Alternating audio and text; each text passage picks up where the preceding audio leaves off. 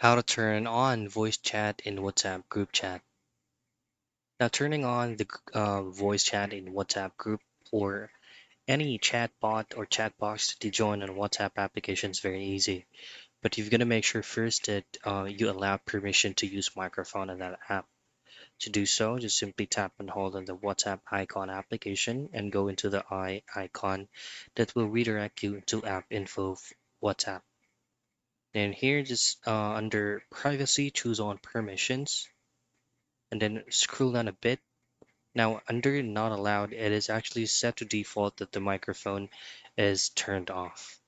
To enable that, just choose on microphone, and then you can choose whether you will allow it while only using the application or you can ask every time.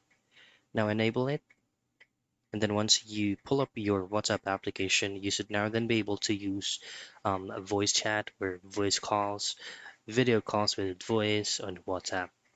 And that's basically it. That's how to turn on voice chat in WhatsApp group chat.